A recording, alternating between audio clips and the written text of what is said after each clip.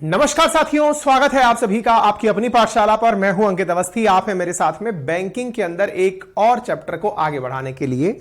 आज से पहले हमने 2 दिन पहले की क्लास में बैंकिंग क्या होती है यह सीखा था, बैंकिंग क्यों होती है यह सीखा था, लेकिन आज हम सीखेंगे कि बैंक में आरबीआई का क्या काम होता है। आज के सेशन में हम चर्चा करने का प्रयास करेंगे। मेरे साथ में उपस्थित हिमांशु, संजय, निगम, जितेंद्र, प्रियांशु, मानसी, राकेश, ऋतिक, नैन्सी, जितेंद्र, विष्णु, सभी साथियों को वेरी गुड मॉर्निंग। आइए साथियों शुरू करते हैं आज के सेशन में। आरबीआई का क्या काम है और किस प्रकार से आरबीआई कार्य करती है। देखिए, अभी तक के सेशंस में हमने एक चीज सीखी थी, यानी कि जो अभी अपन ने बैंकिंग के ऊपर जो जानकारी आपके साथ साझा की थी उसमें हमने ये सीखा था कि भाई कुछ भी हो, बैंक का असली कार्य पैसों को सुरक्षा प्रदान करना। हमने अपने तरफ से बैंक के बारे में एक चीज सीखी थी। क्या सीखा था? बैंक के कार्य में हमने सीखा धन की सुरक्षा, कि भैया जो भी पैसा हमारे पास है उसकी सुरक्षा करती है बैंक, नंबर 1। अच्छा, और दूसरा क्या करता है भाई? ये अपने आप में बड़ा पॉइंट है कि बैंकिंग में धन की सुरक्षा एक बहुत बड़ा टास्क है। नंबर दूसरा है डिपॉजिट करता है। डिपॉजिट का मतलब यह हुआ कि आपको उसके ऊपर ब्याज देगा, ब्याज देने का काम करेगा, इंटरेस्ट देने का काम करेगा। तीसरा उधार देता है, लैंड करता है, और उधार देता है तो उस पर ब्याज वसूलता है। यह हमने आपको बैंकिंग में एक बैंक के कार्य बता दिए थे। डिपॉजिट पर ब्याज लेता है, डिपॉजिट पर ब्याज देता है,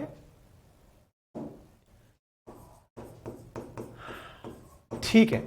अगर हम लोग इन 3 पॉइंट्स को ही ध्यान में रख लें कि बैंक के ये 3 बड़े कार्य हैं, बाकी इसके अलावा आप में से कईयों के दिमाग में आएगा डिमांड ड्राफ्ट बनाता है, फॉरेन एक्सचेंज उपलब्ध कराता है, पढ़ने के लिए लोन उपलब्ध कराता है, तो वो उधार की श्रेणी में सारी चीजें आ गई। जमा और उधार मैक्सिमम रूप से तो हमने ये बना दिया, लेकिन असली जो कारण था वो धन की सुरक्षा था, जिसके बाद में ये 2 चीजें निकल कर आई। आजकल बोलने लगोगे कि सर आजकल बैंक जो है वो इंश्योरेंस उपलब्ध कराता है ना, और क्या बोलते हैं म्यूचुअल फंड्स बेचता है, शेयर बेचता है, गाड़ियां बेचता है, वो सारे काम उनके एडिशनल कामों में शामिल हो गए हैं, ठीक है। आज का टाइटल क्या है? टाइटल है आरबीआई, और उसका नाम मतलब क्या है? Reserve bank of India. Reserve bank of India. अच्छा, अब यहां पर ना एक शब्द को समझने का प्रयास करते हैं। रिजर्व बैंक, देखो बैंक यहां पर भी है, बैंक यहां पर भी है, शब्द के आगे लग गया रिजर्व।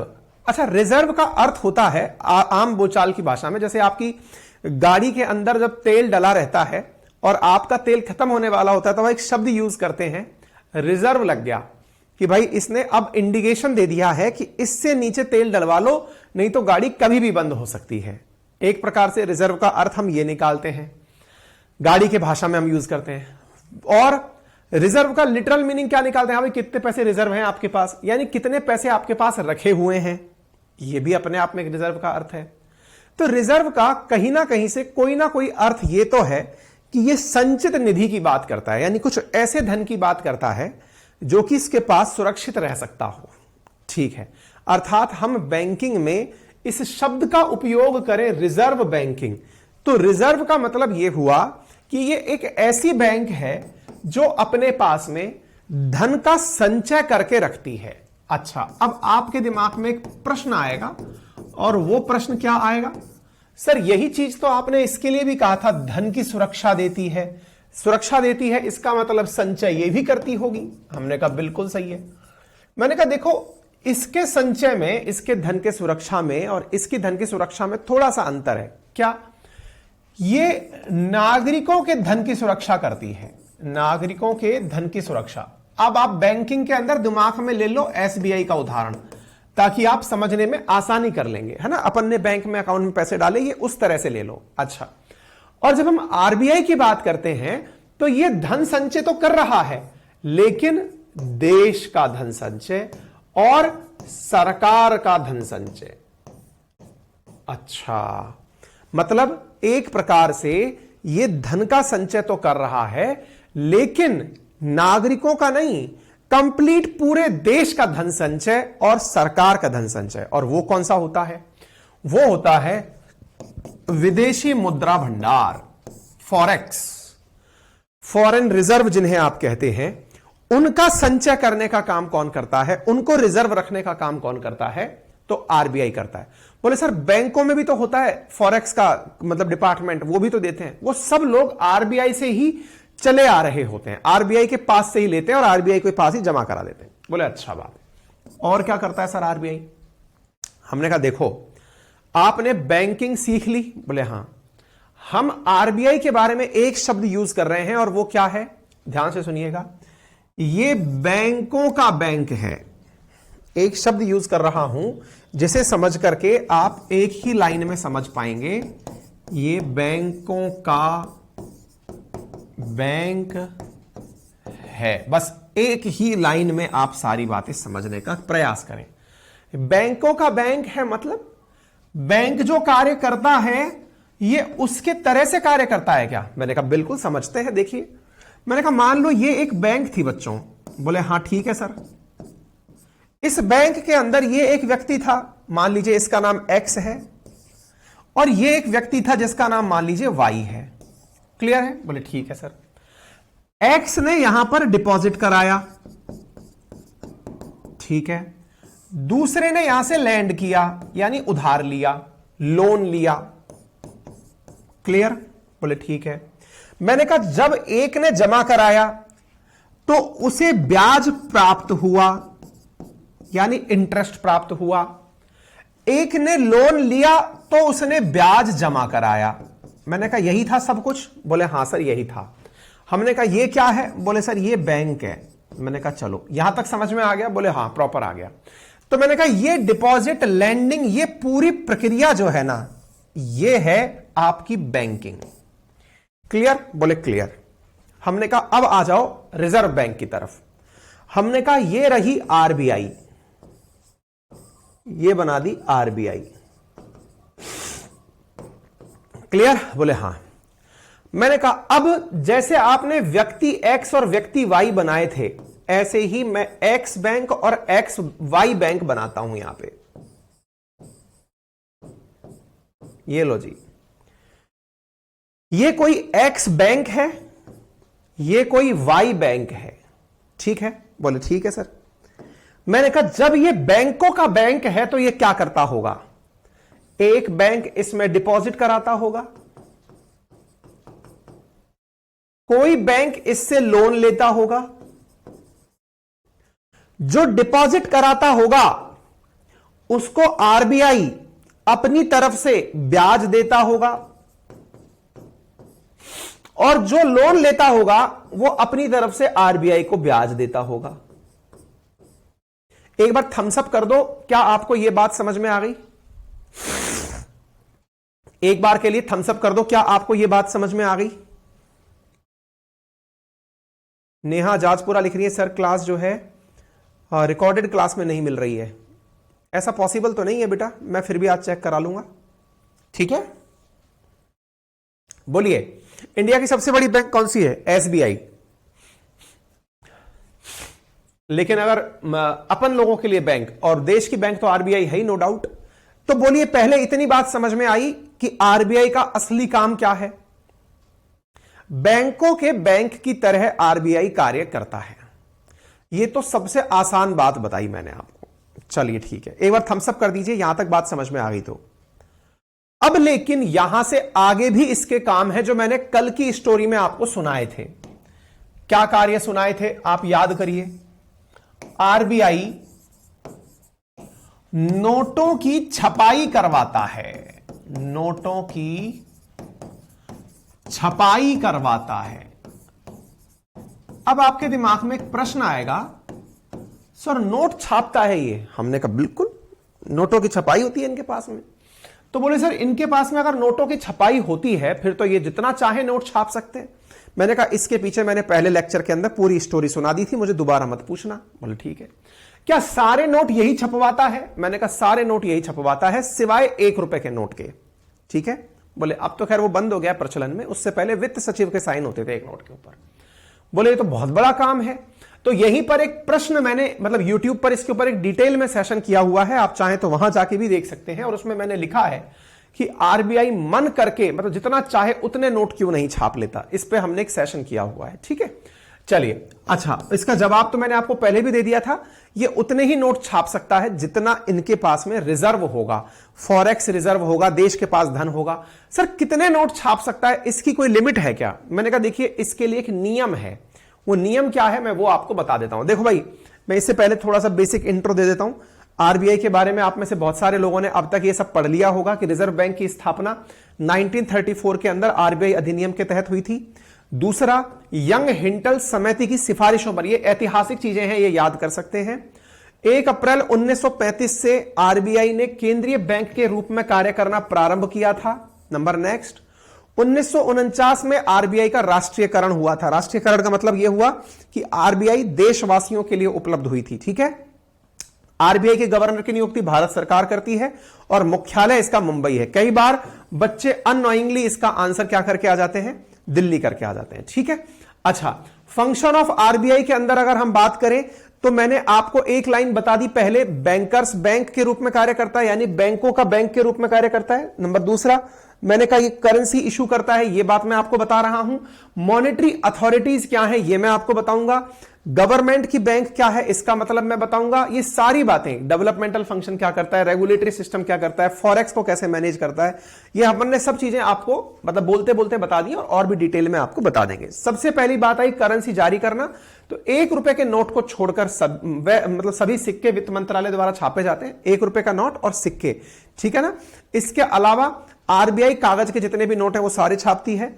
आरबीआई द्वारा ही दोनों प्रकार की चीजों का वितरण किया जाता है। 1 रुपए के सिक्के पर वित्त सचिव का हस्ताक्षर होता है। आरबीआई का हस्ताक्षर जो है, गवर्नर का हस्ताक्षर, वो 1 रुपए के नोट से ऊपर वाले पर होता है। फिलहाल के लिए 1 रुपए और 2 रुपए के नोटों का मुद्रण यानी छपाई बंद हो चुकी है। ठीक है, अच्छा, अब सवाल यह आता है करेंसी जारी करने के लिए जो अपन ने अभी हाल आपसे यहां पर एक सवाल दिखाया था ना, ये वाला, नोटों की छपाई होती है, कितने नोट छापे जा सकते हैं। तो कितने नोट छापे जा सकते हैं, इसके लिए हर देश में अलग अलग प्रकार का विधान अपनाया जाता है। सबसे सुरक्षित विधान तो वही है जो मैंने दादी अम्मा वाला आपको बताया था, जिसमें क्या था कि हमारे गोडाउन में जितना सामान रखा है, हमारे गोदाम में जितना सामान रखा है, उसके मूल्य के बराबर नोट छाप दिए जाएं। ये तो अपनी प्रेफरेंस थी जब अपन ने दादी के स्तर पर बात की थी, याद आ गया।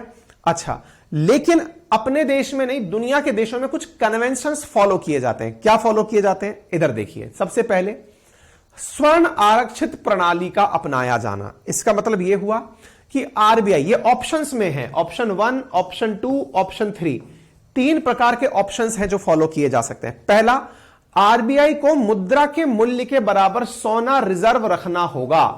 एक ऑप्शन तो यह था। मतलब अलग अलग देशों के अंदर अलग अलग प्रकार के विधान हैं, उनमें से जो सबसे ज्यादा प्रचलित विधान, जिसका सबसे सिक्योर्ड विधान माना गया, वो ये है, जितने नोट देश के अंदर चलन में है उतनी ही मूल्य का सोना आरबीआई अपने पास रिजर्व में रखेगी, तब जाकर के नोट जारी करेगी। यह बात ऐसी क्यों कहा जा रहा है, मैंने आपको फिर भी बताया था। उस कागज की कोई वैल्यू नहीं है अगर उस कागज के मूल्य के बराबर आप कोई अन्य वस्तु ना खरीद पाए। जो पुराने लेक्चर को नहीं देख पाए हैं फिर से याद कर लीजिएगा, मैंने उस दिन भी कहा था कि दादी ने अपने पेपर पर साइन करके दे दिया कि ये मेरा हस्ताक्षर है, आप मुझे ये सामान दे दो, इसकी एवज में मेरे गोडाउन में माल रखा है, ले जाना। पता चला कि गोडाउन में माल ही नहीं है, तो भाई दादी के साइन से तो फिर पूरी दुनिया खरीद लोगे, और वो व्यक्ति जब माल लेने आएगा तो उसे कुछ मिलेगा ही नहीं, तो देश की स्थिति विचार करिए कैसी होगी। इसका मतलब करेंसी उतनी ही जारी की जा सकती है जितना किसी देश के पास में रिजर्व भंडार होता है, नंबर 1। नंबर दूसरा है आनुपातिक रिजर्व प्रणाली। इसमें क्या है, इसमें यह है जितने मूल्य के नोट आपको जारी करने हैं, जरूरी नहीं है कि उतना ही सोना आप रिजर्व रखें। तो क्या कर सकते हैं, ऐसी स्थिति में मुद्रा के मूल्य का कुछ प्रतिशत सोना रिजर्व के रूप में आप रख सकते हैं। कुछ परसेंटेज आप गोल्ड जो है वो रिजर्व के रूप में रख सकते हैं। कब कहा जा रहा है ये वाली बात को, ये बात कही जा रही है पहले वाले केस में तो मुद्रा के मूल्य के बराबर आप मुद्रा के बराबर मुद्रा छाप दीजिए कि भाई इतना सोना रख लिया। एक ऑप्शन तो ये है। दूसरा ऑप्शन क्या है, दूसरा ऑप्शन है कि चलिए मुद्रा आपने निकाल दी, मतलब 1 लाख रुपए के नोट निकाल दिए, लेकिन गोल्ड की वैल्यू 50,000 के आसपास ही है जो आपने निकाल रखी है। आप ये मानते हैं कि सबकी सब एक ही बार में हमसे गोल्ड मांगने थोड़ी आ जाएंगे, इसलिए आपने ऐसा कर दिया।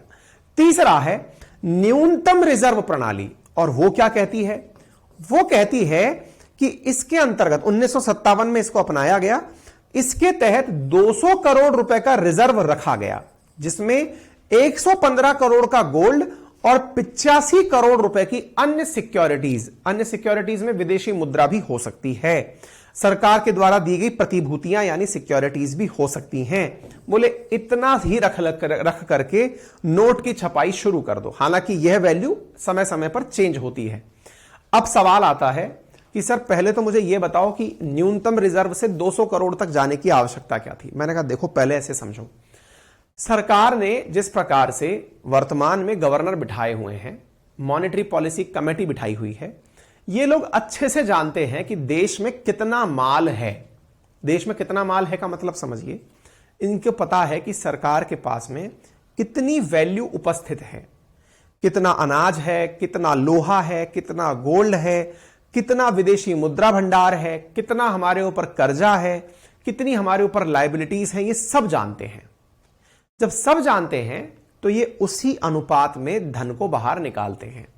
ये भी जानते हैं कि कल को देश के अधिकतम कितने लोग अपने पैसे की कीमत वसूलने हमारे पास चले आएंगे। इसका आसान भाषा में ऐसे समझो, अगर मैं अपने पास नोट रखता हूं और उसके साथ बाजार में जाता हूं, मुझे कोई यह कह दे कि आपके इन नोटों की कोई वैल्यू नहीं है, मैं आपको सामान नहीं दूंगा।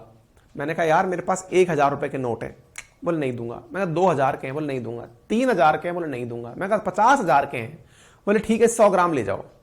इसका मतलब क्या हुआ? इसका मतलब यह हुआ कि पैसे की वैल्यू कम हो गई।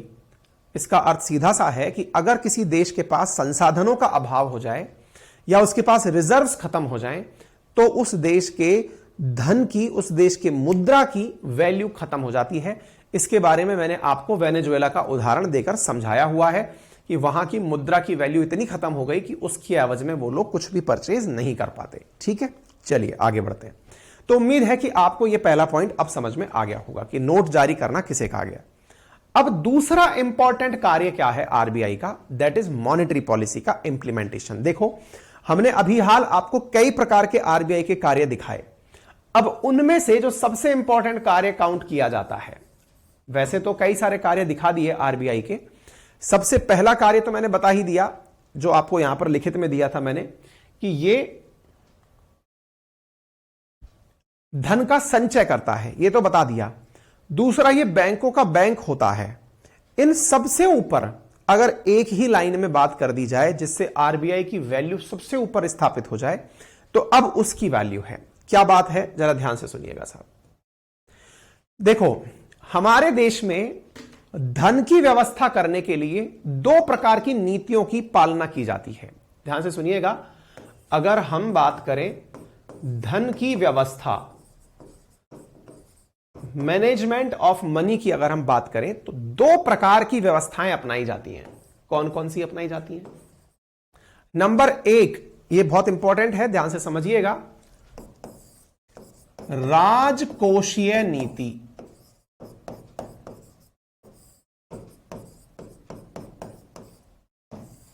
जिसे अंग्रेजी में कहते हैं फिस्कल पॉलिसी। देश में धन की व्यवस्था 2 ही प्रकार की नीतियों से होती है। नंबर 1 राजकोषीय नीति और दूसरी होती है मौद्रिक नीति।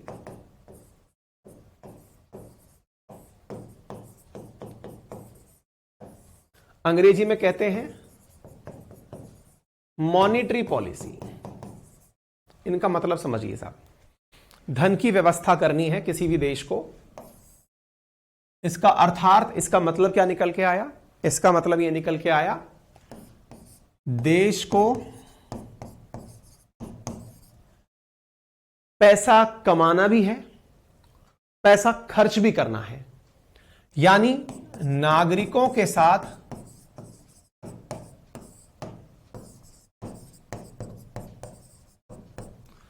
देश को नागरिकों के साथ आर्थिक संबंध कैसे रखने हैं। भाई देश क्या है, हम सरकार को मान रहे हैं ना कि भाई सरकार हमारे ऊपर शासन कर रही है, तो सरकार नागरिकों के साथ धन का कैसा साधन व्यवस्थित कर सकती है, दो नीतियों से पता चलता है, एक राजकोषीय नीति और एक मौद्रिक नीति। ठीक है, देश को नागरिकों के साथ में आर्थिक संबंध कैसे रखने हैं, या देश की जगह आप सरकार कह सकते हैं कि सरकार को नागरिकों के साथ में आर्थिक संबंध कैसे रखने हैं।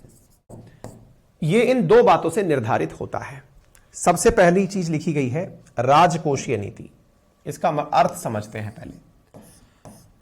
देखो, आज आपने इतने सारे इलेक्शंस के प्रचार प्रसार अखबारों में देखे होंगे। राजस्थान के अंदर चुनाव होने वाला है, जिस भी देश में या राज्य में चुनाव होता है, आप सरकारों के द्वारा एक पॉइंट सुनते हैं, क्या? महिलाओं को इतने रुपए का अनुदान दिया जाएगा, बच्चियों को इतने रुपए सालाना दिए जाएंगे, विद्यार्थियों को इतने रुपए की वजीफा, या फिर एक तरह से समझिए कि उनको वजीफे को क्या कहते हैं, स्कॉलरशिप, वो दी जाएगी, या फिर इतने किसानों का कर्ज माफ कर दिया जाएगा, या फिर बिना सिक्योरिटी के धन का वितरण किया जाएगा। ये जितनी भी बातें हैं, या फिर टैक्स कम कर दिया जाएगा, या फिर और क्या हो सकता है, जैसे विदेशों से आयातित वस्तुओं को रोक लगा दी जाएगी। ये जितने भी प्रकार के भाषण हैं, ये सारे भाषण इस पॉलिसी के तहत आते हैं।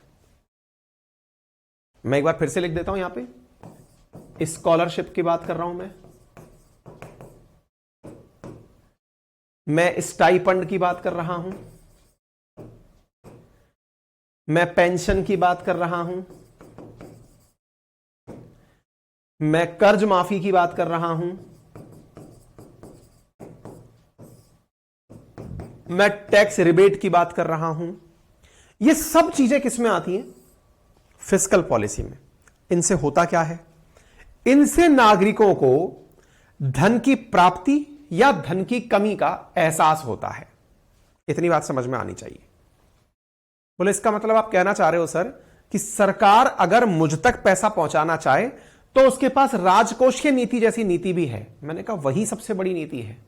आज सरकार आपको जब भी कोई लाभ पहुंचाना चाहती है, तत्काल प्रभाव से, अगर देश में मंदी आ रखी है और उनको चाहिए कि अंकित अवस्थी तक पैसा पहुंचाना है, सीधा अकाउंट में डाल दिया। जैसे किसानों के साथ हुआ, किसान सम्मान निधि सरकार के द्वारा जो 6,000 रुपए डाली जा रही है, अगर मैं सही हूं तो 2-2 हजार रुपए हर क्वार्टर में किसानों के अकाउंट में डाले जा रहे हैं।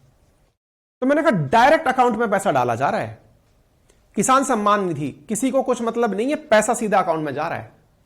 ऐसा क्यों? ताकि किसान के पास में थोड़ा वैसा धन भी उपस्थित हो। और ये सरकार ने कैसे डिसाइड किया? बस प्रधानमंत्री ने अपनी कैबिनेट के साथ डिसीजन लिया और अप्लाई कर दिया। जनता तक धन पहुंचाने का जो संबंध है, आर्थिक संबंध, उसके लिए जब सरकार खुद से निर्णय ले ले, जब सरकार बोले तो राज शासन,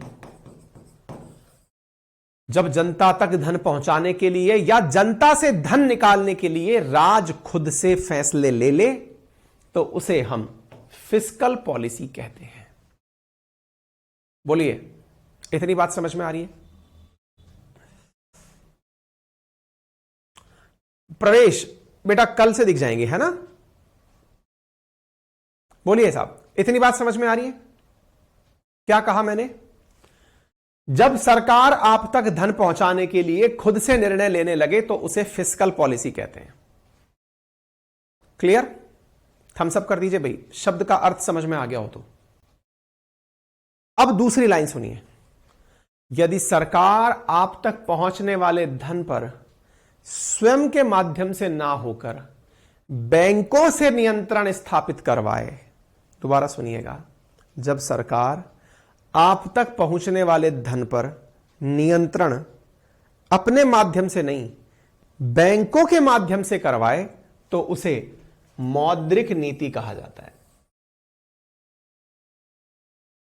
अब आप पूछेंगे सर स्कॉलरशिप भी तो बैंक के माध्यम से ही आई थी सर, स्टाइपेंड भी तो बैंक के माध्यम से ही आया था सर, पेंशन भी तो बैंक के माध्यम से ही आई थी। मैंने कहा यार बात तो सही कह रहे हो। फिर तो सर हम कंफ्यूज हो गए। मैंने कहा बिल्कुल जरूरत नहीं है। बोले क्यों? मैंने कहा जरूरत इसलिए नहीं है क्योंकि यहां पर बिना किसी रिटर्न के निर्णय लिए गए थे। यहां पर निर्णय आरबीआई द्वारा लिए जाते हैं और बैंकों पर सख्ती बरतते हुए लिए जाते हैं। दोबारा सुनिएगा सर, थोड़ा सा कंफ्यूजन हो गया। क्या कंफ्यूजन हो गया? आपने कहा बैंकों के माध्यम से नियंत्रण स्थापित करवाया जाए। सर ये बैंकों के माध्यम, मैंने कहा आपसे मैं उल्टा सवाल पूछ लेता हूं, संभवतः जवाब मिल जाएगा। बोले पूछिए। मैंने कहा ये पैसे बैंकों ने दिए हैं आपको कि सरकार ने दिए हैं? बोले सर सरकार ने। बट सर दिए तो बैंक के थ्रू है ना। मैंने कहा बैंक भी है तो सरकार की ही, लेकिन सरकारी निर्णय था कि आपको पैसा दिया जाए तो पैसा मिल गया, बैंकों का निर्णय तो नहीं था। तो बोले सर बैंकों को खुद से सोचने का भी अधिकार होता है क्या? मैंने कहा हां। किसके पास है? मैंने कहा आरबीआई के पास खुद से सोचने का अधिकार है। आरबीआई अपने आप में एक स्वायत्त शासी निकाय है, ऑटोनॉमस बॉडी है, वो खुद से निर्णय लेने का अधिकार रखती है। थोड़ा और समझाओ सर, थोड़ा मामला फंस गया। हमने कहा थोड़ा और समझो। मैंने कहा देखो आज आप तक पेंशन पहुंचे या स्कॉलरशिप, जो भी चीज पहुंच रही है, यह फैसला किसने किया? सर सरकार ने। किसके माध्यम से पहुंचा? किसके माध्यम से पहुंचा?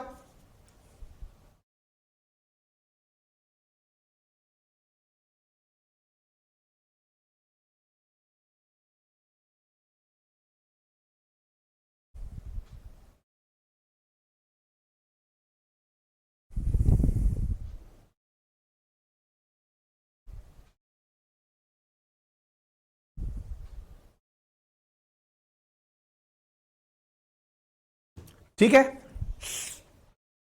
क्या आपको मेरी बात समझ में आ रही है? बोले हां थोड़ी बहुत समझ में आ रही है कि सरकार ने आप तक पैसा पहुंचाने के लिए बैंकों की सहायता ली, यह समझ में आया, लेकिन निर्णय सरकारी था। मैंने कहा अब समझो बैंकों को खुद का निर्णय लेने का अधिकार दिया हुआ है। बोले अच्छा ऐसा है क्या? मैंने कहा हां।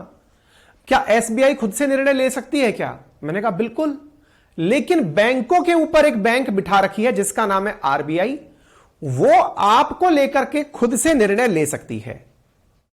आपको लेकर खुद से क्या निर्णय ले सकती है?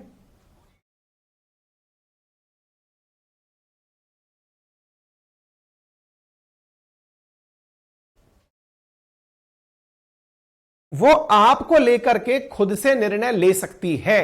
क्या निर्णय ले सकती है? वो ये निर्णय ले सकती है कि भैया इन लोगों तक मुझे धन पहुंचाना है अथवा नहीं। बोले सर वो कैसे लेगी? मैंने कहा बहुत तरीके हैं उनके पास। तो बोले कैसे? मैंने कहा आरबीआई अपनी बैंकों से यह कह दे कि आप ब्याज दरों में कटौती कर दो। ब्याज दरों में अगर कटौती कर दी, जैसे जापान में, अमेरिका में, ऑस्ट्रेलिया में, इनमें जो डेवलप्ड कंट्री हैं इनमें होता है। बोले क्या होता है? हमने कहा यहां पर जो इनकी सेंट्रल बैंक है उन्होंने बैंकों से कह रखा है कि आप जनता को 1% ब्याज पर पैसा देंगे। कितने परसेंटेज ब्याज पर? सर सुन के ही मजा आ रहा है। कितने परसेंट पर? हमने कहा 1% पर। और बताऊं 0.5% पर जापान में इंटरेस्ट रेट है। सर इंडिया में तो होम लोन भी 10% पे है। 100 का 110 लौटाना पड़ेगा। मैंने कहा जापान में तो 100 का 100.5 लौटाना पड़ेगा। आपका दिमाग भन्ना आ गया। फिर तो सर दुनिया दबा के पैसा लेती होगी। मैंने कहा तब भी नहीं लेती। बोले क्यों नहीं लेती? उनको जरूरत ही नहीं है, इतना पैसा है लोगों के पास। बैंक फिर पैसा दे क्यों रही है? बैंक कह रही है अरे ले लो, कम से कम हमारे से तो ब्याज की कमाई होगी, हमारे पास सेफ करके रख दिया तुम लोगों ने, कोई तो ले जाओ। मैंने कहा अमीरी का लक्षण है ये। बैंक के फ्री में पैसा बांट रही हैं कि कोई तो ले जाओ यार, थोड़ा बहुत बैंक चलाने का तो पैसा बनेगा। बोले सर ये तगड़ा खेला है, काश हम जापान में रहे होते, काश हम ऑस्ट्रेलिया में रहे होते। हमने कहा बिल्कुल, डेवलप्ड कंट्रीज में यही है, क्योंकि वहां की जनता ने भी खूब कमा लिया। कमाकर उन्होंने बैंक में रख दिया, सेफ्टी कर रही है बैंक, लेकिन बैंक कमा नहीं पा रही है। तो फिर ये क्या करते हैं सर? मैंने कहा फिर ये अपन जैसे देशों को तलाशते हैं, ये सरकारों को ही उठाकर बैंक लोन दे देते हैं। जैसे जापान इंडिया को लोन दे देता है, इंडिया वालों तुम्हारी जरूरतें भी ज्यादा हैं, हमारी जनता तो हमसे लोन लेती नहीं है, कम से कम तुम ही लोन ले लो। आपको याद होगा जो बुलेट ट्रेन का लोन है वो लगभग 1 लाख करोड़, जाने कितने लाख करोड़ के आसपास का लोन है, वो हमको जापान से तो मिला हुआ है। और उसमें भी जापान हमसे कितना % ब्याज ले रहा है और हम इंडिया वाले नाच रहे हैं, मजा आ गया भाई, मजा आ गया। 1% ब्याज पे जापान खुश क्यों हो रहा है कि यहां कम से कम 0.5 मिल रहा था, इंडिया में 1% मिलेगा। आप सोच के देख लो। अब क्लियर है? तो बैंक का काम क्या है? जनता को। तो फिर आप कहेंगे सर फिर हमारी आरबीआई ऐसा क्यों नहीं कर देती, जनता के लिए क्यों नहीं कह देती कि 0.5% पर लोन दो सबको? हमने कहा उसी को आपको समझना है थोड़ा आज के सेशन में जब आगे बढ़ेंगे। क्यों सर? मैंने कहा अगर 0.5% कर दिया जाए तो बैंकों के आगे लाइन लगी हो मिली अपने देश में, और सब लोग एक ही चीज कह रहे हो भैया हमको पैसा दे दो, क्योंकि 0.5% तो हम काउंट ही नहीं करते। हमको सबको जरूरत है, हम सब धंधा लगा के बैठ जाएंगे। हम धंधा नहीं लगाएंगे। असल में हम अभी विकासशील देश हैं, डेवलपिंग कंट्री हैं, हम धंधा लगाना नहीं जानते। तो हम अपनी जरूरतें पूरी करेंगे। सबसे पहले जरूरतें क्या हैं? किसी को महंगा मोबाइल चाहिए, किसी को कपड़े चाहिए, किसी को घर चाहिए, किसी को यात्रा करनी है, किसी को किताबें खरीदनी है, किसी की किचन में सामान नहीं है, किसी के आटा नहीं है, किसी के चक्की नहीं है, ये सब चीजें चाहिए। तो इसका मतलब क्या हुआ? इसका मतलब यह हुआ कि अगर कम दामों पर पैसा मिल जाए तो ऐसी स्थिति में लोग उसे प्राप्त करने के लिए उस पैसे से मार्केट के अंदर निकल पड़ेंगे। मार्केट में निकल पड़ेंगे का मतलब, मार्केट में निकल पड़ेंगे का मतलब यह हुआ कि उस धन से बाजार में डिमांड क्रिएट हो जाएगी। अच्छा, मार्केट में डिमांड क्रिएट हो जाएगी सर? हमने कहा जी हां। और मार्केट में जब एक बार डिमांड क्रिएट होती है तो उसकी सप्लाई पर संकट आ जाता है। डिमांड एंड सप्लाई की बात ध्यान से समझिएगा। जब एकदम डिमांड बढ़ती है तो मार्केट में उतने लेवल पर सप्लाई अगर ना मिले तो डिमांड बढ़ने से, सप्लाई घटने से महंगाई बढ़ जाती है, और महंगाई बढ़ने से अल्टीमेटली नुकसान उस ग्राहक का ही होता है जिसने हाल ही में लोन लिया है। उदाहरण के लिए पहले तक वो 100 रुपए में जाकर के अपने मोबाइल पर कवर चढ़वा लेता था। अपने मोबाइल पर गया, कवर चढ़वाया 100 रुपए का, बैंक ने उसको पैसा दे दिया, अब उसके पास 100 की जगह 200 रुपए हैं। मार्केट में कवर अभी भी उतने ही हैं। वही कवर जो पहले 100 रुपए में मिल रहा था अब 200 रुपए में मिलेगा। क्यों? क्योंकि ज्यादा कवर बन नहीं पाए, अचानक पैसा आ गया आपके पास, आप बाजार पहुंच गए। इसीलिए कहते हैं ज्यादा मुद्रा दे देना किसी विकासशील देश के लिए महंगाई का कारण बनता है। लोगों के पास अगर ज्यादा धन होगा तो सप्लाई घटेगी, और सप्लाई घटेगी तो महंगाई बढ़ेगी। तो सर ये लोग सप्लाई क्यों नहीं बढ़ा देते? हमने कहा सप्लाई बढ़ाने के लिए एक दिन का काम नहीं है सप्लाई बढ़ाना। सप्लाई बढ़ाने के लिए आवश्यक संसाधनों की आवश्यकता होगी, इंडस्ट्रीज की आवश्यकता होगी, लेबर की आवश्यकता होगी, सप्लाई देने वालों के पास भी पैसे की आवश्यकता होगी। ये एक दिन का कार्य नहीं है। तो सर सप्लाई बढ़ा देनी चाहिए। मैंने कहा सप्लाई बढ़ाने के लिए लोग कार्य करते हैं। महंगाई के कारण जो सप्लाई बढ़ती है वो परमानेंट नहीं रहती। क्यों? क्योंकि आज महंगाई इसलिए बढ़ी है क्योंकि मांग बढ़ी है। आज महंगाई इसलिए बढ़ी है क्योंकि सबके पास पैसा आ गया, वो उसको खर्च करना चाह रहा है। अचानक आपके पास सप्लाई तो इंक्रीज हो गई, अब पैसा भी उतनी ही मात्रा में और सप्लाई भी उतनी ही मात्रा में। उसके बाद मंदी का दौर आ जाएगा। मंदी का दौर क्यों? क्योंकि अब सप्लाई ज्यादा हो गई, अब मांग घट चुकी है, क्योंकि सबके पास जो जरूरत का सामान था वो पहुंच गया। इसका मतलब डिमांड भी परमानेंट रहना जरूरी होता है। अचानक पैसा इन्फ्यूज इसीलिए सरकारें नहीं करती। इसलिए एक बड़े सवाल का जवाब आपको मिल गया कि सरकार सबके अकाउंट में लाख लाख रुपया क्यों नहीं डाल देती। इसलिए नहीं डाल देती क्योंकि लाख डलते ही आप बाजार में होंगे, मार्केट बिगड़ जाएगा। मार्केट इसलिए बिगड़ जाएगा क्योंकि लाख रुपए से आप जरूरत पूरी करने निकलेंगे और जरूरत पूरी होते ही आप मार्केट को डिस्टॉर्ट कर देंगे। अचानक महंगाई बढ़ेगी, महंगाई को पूरा करने के लिए सप्लाई आएगा। सप्लाई जो है वो अचानक एक दिन में तो बनता नहीं है और एक दिन में खत्म नहीं होता है। अगर वो बनकर आ गया तो वो लंबे समय तक सस्टेन नहीं कर पाएगा, मार्केट पूरा टंबल कर जाएगा। इसलिए अचानक पैसा आपके अकाउंट में नहीं डाला जाता। पूरा इकोनॉमिक्स से चलता है, पूरा मार्केट व्यवस्था पूरी इकोनॉमिक्स से चलती है। फिर आपके दिमाग में एक और प्रश्न आया, सर बात तो सही कही आपने कि आरबीआई चाहे तो सबको पैसा दे सकती है, सर हमको पैसा देने में संकट क्या है वो हमको समझ में आ गया, क्योंकि हमको पैसा दिया तो हम उससे मार्केट के अंदर निकल जाएंगे। वहीं डेवलप्ड कंट्रीज में जरूरत की सारी चीजें पूरी हो रखी हैं, इसलिए वो लोग पैसा लेते ही नहीं है कि भाई हमारे पास जरूरत का सारा सामान हो रखा है। जैसे आज मेरे पास लोन आता है, मतलब लोन के लिए कॉल आता है कि सर लोन ले लीजिए, मैं कहता हूं भैया अभी जरूरत नहीं है ना भाई, मेरे पास जरूरत है नहीं तो अभी मैं क्यों ले लूं। तो जब लोन की जरूरत नहीं है तो ये हमारी बात बन गई कि लोन की जरूरत ही नहीं है साहब। लेकिन किसी को जरूरत हो और उसके पास कॉल आ रहा हो, भाई साहब इतने कम पैसे में दे देंगे आपको, लोन ले लो, तो वो भाग के ले लेगा ना, क्योंकि उसकी जरूरतें हैं। तो उम्मीद है आपको ये बात समझ में आ गई होगी। अच्छा, तो इसका मतलब ये हुआ कि बैंकों को लोन देने के लिए भी आरबीआई उकसाती है कि आप इतने परसेंट पर लोन दे सकते हो, इतने परसेंट पर लोगों का पैसा वापस ले सकते हो। सर लेकिन एक बात बताइए, हमने कहा पूछिए सर, आरबीआई के द्वारा बैंकों से जब कहा जाता है तो बैंक क्या मानने के लिए बाध्य हैं क्या कि आरबीआई ने कहा है इतना परसेंट पर लोन दे दो, इतना परसेंट पर लोन ले लो। हमने कहा देखो, आरबीआई ने थोड़ा बैंकों को भी फ्रीडम दी हुई है कि आप अपने हिसाब से डिसाइड कर लो। मेरा मानना है कि भारत में महंगाई, क्योंकि पैसा देते ही महंगाई बढ़ेगी, ध्यान से सुनिएगा, बड़ा इंटरेस्टिंग पॉइंट है ये, और आखिरी पॉइंट है, अगर इसको समझ गए तो सारा खेला क्लियर हो जाएगा। आरबीआई ने पैसा देने के लिए कहा तो ये ध्यान रखा कि जनता के पास जैसे ही पैसा पहुंचेगा, ये जनता मार्केट में पहुंचेगी, माल खरीदेगी, माल खरीदने से महंगाई इंक्रीज होने लगेगी। इसलिए आरबीआई की मॉनेटरी पॉलिसी कमेटी ने डिसाइड किया हुआ है कि भारत में महंगाई 4% से या तो 2% अधिकतम बढ़ जाए या 2% घट जाए, लेकिन रहनी 2% से 6% के बीच में ही चाहिए। कितनी रहनी चाहिए? महंगाई ये 2 से लेके 6% के बीच में, इसको लिखते कैसे हैं? 4 ± 2%। ये आरबीआई की मॉनेटरी पॉलिसी कमेटी की गाइडलाइंस हैं कि आप कितना भी पैसा दे दो, लेकिन यह ध्यान रखना कि आपके पैसा देने से महंगाई इसको क्रॉस ना कर जाए। तो बोले अगर इसको नियंत्रित करना हो तो क्या करें? तो बोले फिर अचानक से ब्याज बढ़ा देना। तो बैंक कितना ब्याज रखेंगी, कितना घटेंगी, ये किस पर निर्धारित होता है? महंगाई की परसेंटेज पर।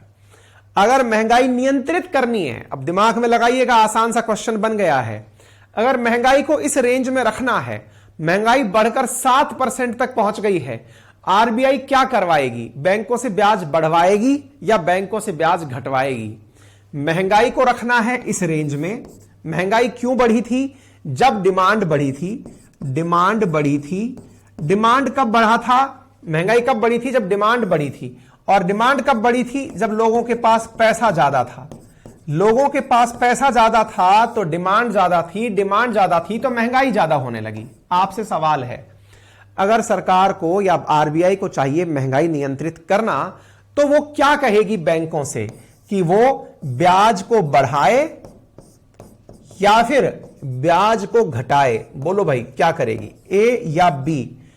अगर आरबीआई को चाहिए कि महंगाई नियंत्रित करनी है तो वो बैंकों से ब्याज बढ़ाने के लिए कहेगी, ऑप्शन ए, या ब्याज घटाने के लिए कहेगी, ऑप्शन बी? बोलिए।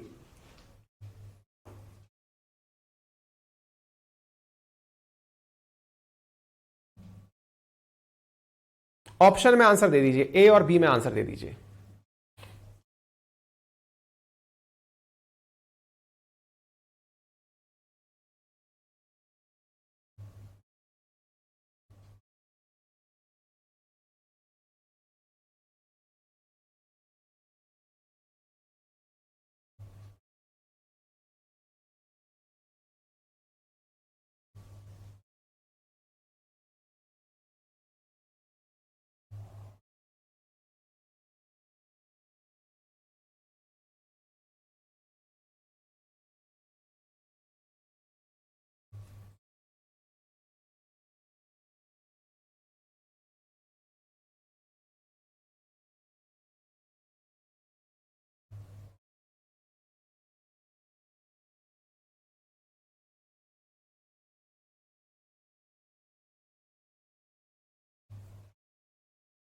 सभी का आंसर आ गया। अगर महंगाई नियंत्रित करना है तो ब्याज बढ़ा दीजिए। ब्याज बढ़ाने के कारण ही आज के समय में अगर आप देखेंगे तो जो बैंकिंग सिस्टम चल रहा है उसमें ब्याज बढ़ा हुआ है, सो दैट महंगाई नियंत्रित रह सके। अगर आप इन दिनों नोटिस करेंगे तो होम लोन की परसेंटेज बढ़ी हुई है, कार लोन की परसेंटेज बढ़ी हुई है, घर के मतलब सब तरह के ब्याज की दरों को बढ़ा रखा है, सो दैट महंगाई को नियंत्रित किया जा सके। क्लियर? अब आपके दिमाग में सवाल आएगा, लेकिन सर एक बात बताइए, आरबीआई को कैसे पता चलेगा कि यह सब करना है? मैंने कहा इसको करने के लिए ही आरबीआई जो हथकंडे अपनाती है उन्हें मॉनेटरी पॉलिसी में डाला जाता है। बोले अच्छा, तो मॉनेटरी पॉलिसी के अंदर आरबीआई के द्वारा इन्हीं महंगाई को नियंत्रित करने के टूल्स का इस्तेमाल किया जाता है। मैंने कहा बिल्कुल सही समझे आप। तो अपना टाइटल क्या आ गया अब? Monetary policy. ठीक है, तो मॉनेटरी पॉलिसी क्यों अपनाई जाती है उसका कंटेंट मैंने आपको दे दिया है। मॉनेटरी पॉलिसी को लागू करने के दो तरीके अपनाए जाते हैं, एक है क्वांटिटेटिव टूल्स और एक है क्वालिटेटिव टूल्स, यानी मात्रात्मक उपाय और दूसरे हैं गुणात्मक उपाय। अब आज चर्चा करते हैं हम सबसे पहले मात्रात्मक उपाय की, कि आरबीआई कैसे यह नियंत्रित करे कि लोगों के पास पैसा कम से कम पहुंचे। तो इसके लिए सबसे पहला जो तरीका है, या पैसा ज्यादा भी पहुंचाना हो, उल्टा भी तरीका है। अगर उसको लगता है कि लोगों के पास पैसा नहीं है तो पैसा कैसे पहुंचाएं, तो उसके लिए जो तरीके अपनाए जाते हैं उनको आप क्वालिटेटिव और क्वांटिटेटिव दो प्रकार के टूल्स में पढ़ते हैं। सबसे पहले पढ़ रहे हैं हम नगद आरक्षित रेशो, जिसे आप कहते हैं CRR, और दूसरी तरफ गुणात्मक उपाय के अंदर ये बताएंगे अपन, चारों सारी की सारी बातें आपको बताएंगे। ठीक है, सबसे पहले कैश रिजर्व रेशो की हम आपके साथ में बात कर रहे हैं। ये इसका कैसा उपाय है? मात्रात्मक उपाय है, जिसके माध्यम से आरबीआई क्या करेगी? आरबीआई आप तक पैसा पहुंचना नियंत्रित करेगी। तरीका क्या अपनाएगी? आरबीआई चूंकि बैंकों का बैंक है, इसलिए ये बैंकों को कुछ गाइडलाइंस देता है। क्या गाइडलाइंस देता है? ध्यान से सुनिएगा। कमर्शियल बैंक से, यानी कि किसी व्यवसाय वाणिज्यिक बैंक से कहा जाएगा कि वो अपने कैश रिजर्व रेशो का, मतलब अपने पास जो कैश है एनडीटीएल का, उसका 5% आरबीआई के पास मेंटेन रखे। ध्यान से सुनिए क्या कहा गया है।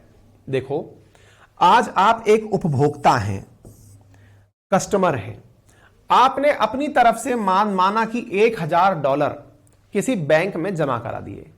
ठीक है, आपने डिपॉजिट करा दिया किसी, मान लीजिए ये कमर्शियल बैंक क्या है? एसबीआई, वाणिज्यिक बैंक है जिसका नाम है एसबीआई मान लीजिए। ठीक है, आपने $1000 जमा करा दिया। आरबीआई को पता है कि इसके पास से $1000 कमर्शियल बैंक के पास पहुंच गया, तो ये आने वाले समय में इस पैसे को घुमा घुमा के और पैसा कमाएंगे। बैंक वालों के पास तो तरीका हमने सीख ही लिया था। बैंक वालों के पास तरीका क्या है? मैंने कल ही बताया था। बैंक वाले क्या करते हैं? लोन देकर के ब्याज कमाते हैं। मैंने कहा अब आपने हाल ही में इनसे क्या कह दिया है? आपने $1000 इनके पास भिजवा दिया है।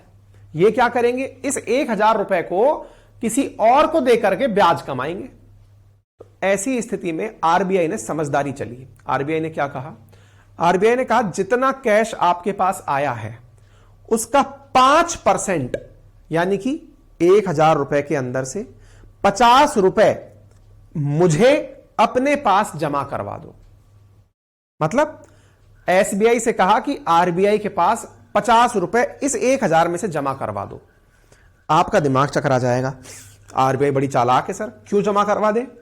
क्योंकि आरबीआई जानती है कि इन लोगों को छोड़ दिया खुला तो ये तो पूरा पैसा ब्याज पे चढ़ा करके बढ़िया ब्याज कमा लेंगे, और इन्होंने पैसा अगर खुला छोड़ दिया जनता के पास ज्यादा पैसा चला जाएगा, और जनता के पास ज्यादा पैसा चला गया तो फिर से महंगाई बढ़ जाएगी।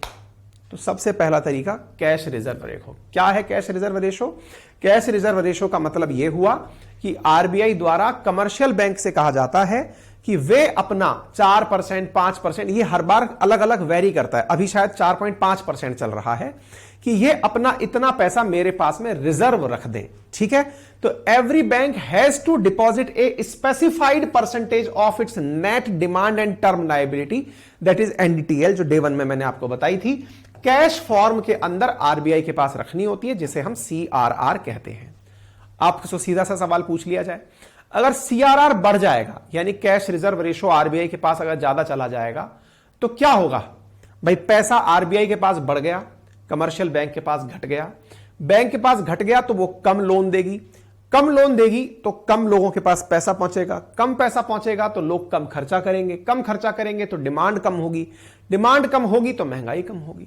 तो इसकी वजह से क्या हो सकता है, इन्फ्लेशन कंट्रोल हो सकता है, यानी कि महंगाई नियंत्रित की जा सकती है। ठीक है, तो अगर सीआरआर बढ़ा दिया तो महंगाई नियंत्रित हो गई, और अगर सीआरआर घटा दिया, आरबीआई कह दे 100 की 100 रुपए तुम ही रखो, मुझे कुछ नहीं चाहिए, तो बैंक क्या करेगी, बैंक तो माल कमाएगी, माल कमाने के लिए क्या करेगी, तुरंत जनता में पैसा बांट देगी, जनता में पैसा बांट देगी, जनता के पास क्या हो जाएगा, ज्यादा पैसा, ज्यादा पैसा हो जाएगा तो जनता क्या करेगी, ज्यादा पैसे से डिमांड करेगी, मार्केट में जाएगी, डिमांड ज्यादा करेगी, लोगों के पास सप्लाई कम है, महंगाई बढ़ेगी, महंगाई बढ़ना डिफ्लेशन कंट्रोल करने के लिए। मतलब अगर मुझे सरकारी तरीके से चाहिए कि मैं महंगाई बढ़ाऊं तो इसको कहते हैं मंदी घटाना। तो मंदी से अगर बाहर निकलना हो तो मैं क्या करूंगा, सीआरआर को कम करूंगा। क्लियर हो गया? उम्मीद है आप लोगों को यह बात समझ में आ गई होगी। नगद आरक्षित अनुपात इसे कहा जाता है। क्लियर है?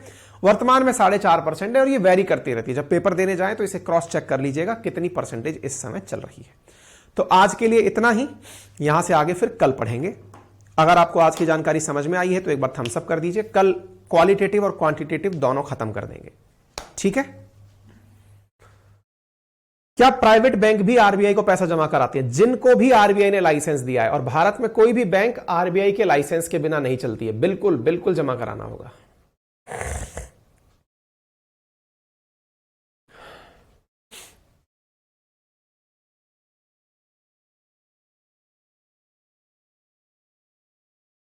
हाँ भाई, समझ में आया? थम्स अप कर दीजिएगा। विजेंद्र, बिल्कुल करेंगे बेटा।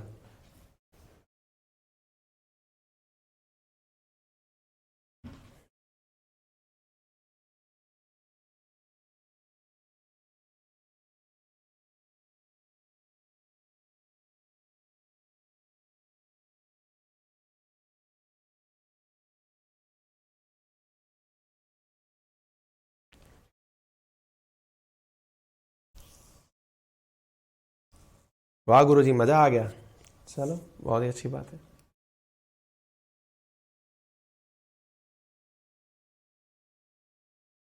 वेदांग सर, डेवलप्ड नेशन में लोगों के पास पैसा ज्यादा है फिर भी इंटरेस्ट कम ही है।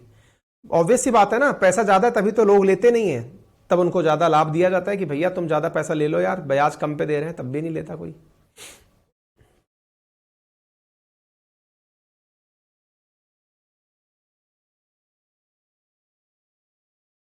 ठीक है, चलिए, थैंक यू सो मच, अपना ख्याल रखें, बाय बाय।